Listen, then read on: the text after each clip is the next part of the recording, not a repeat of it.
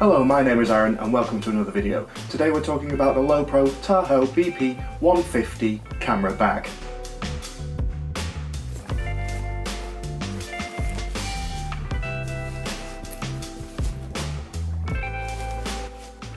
So I've been using the BP150 in all weather conditions for about a year now, so I thought it'd be about time to tell you what I thought about it.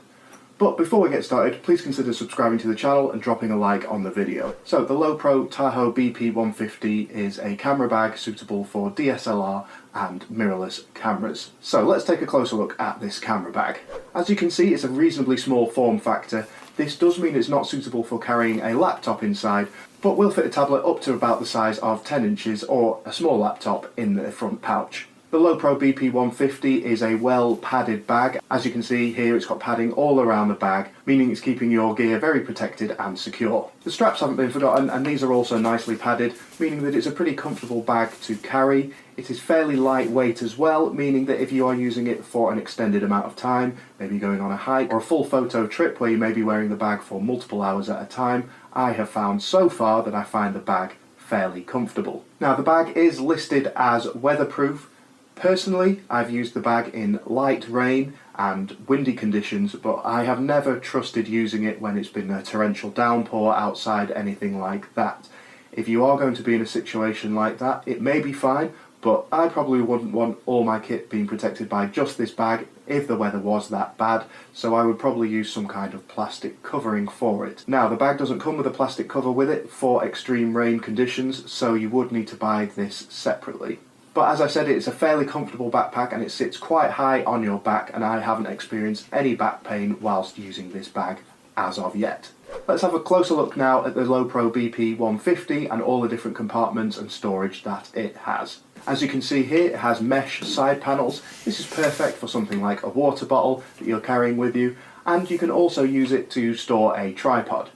Now, you'll see here with a larger tripod like this 60-inch one that I use, if you're keeping it in the side panel, you can use the clip as well to secure it, but as the bag itself is quite small, it will look quite large compared to the rest of the bag. You could also just use one of the clips on the side to hang the tripod from if you prefer. Also, if you're using a smaller tripod, it will probably just fit in this side panel pretty easily. The side clips are adjustable, so if you need a bit more space or you want it a bit tighter, that's easily done, and even though I use a larger tripod, I do find it stays securely to the side of the bag. So the very front pouch has a single zip to open and is very narrow and isn't very deep, so I would imagine you'd just use this compartment for things like lens filters or lens caps, or maybe a small notebook. As I said, it's not very deep, so only suitable for smaller accessories. The second compartment has dual zips that run about halfway down the side of the bag, but the compartment itself is the full depth of the bag. This is the compartment where you would keep your tablet, and it also has smaller pouches where you can keep things like pens, notebooks, and it has a phone holder, which I find is only just about big enough now for modern smartphones. It also has this additional carry clip which you could use to connect something on the outside of the bag. So let's have a look at the main compartment. It has two zips that run the full length of the bag, and on the inside you can see here there is a zip compartment. I currently use this compartment to store smaller accessories such as a small tripod, my charger, and maybe some spare batteries.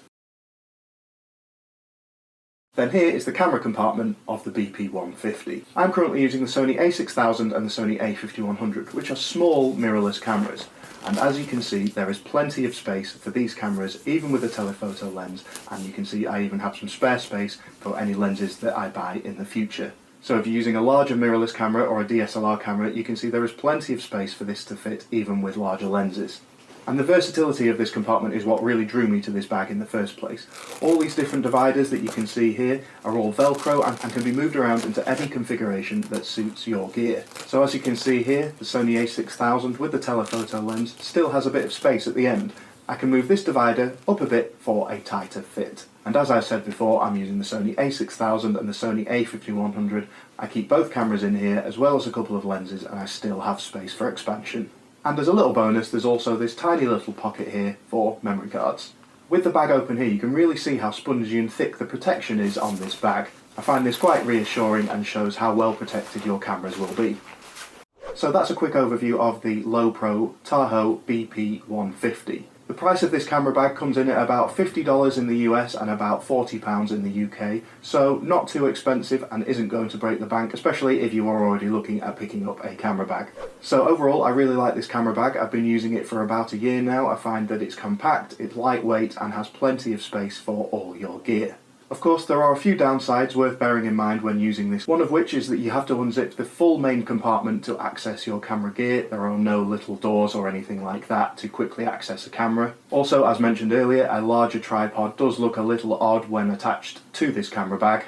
And thirdly, there is no space for a laptop. It really is just a camera bag. You couldn't use this bag to carry your camera, your gear, and some other bits and bobs. Say if you were going away for a weekend, you would need a second bag for your personal items. So if you're looking for a multi-purpose bag, the BP150 probably isn't for you. But as I said, I really like this camera bag. If it fits your needs, I definitely recommend it. And I'll put an Amazon link to the bag in the description. So do you use this bag or a different camera bag? Let me know in the comments below. But as always, if you've enjoyed the video, please consider subscribing to the channel and dropping a like on the video. And if you want to see any of my photography, you can always check out my Instagram page at aaron.prescott. But that's it from me for now. Until next time, see ya.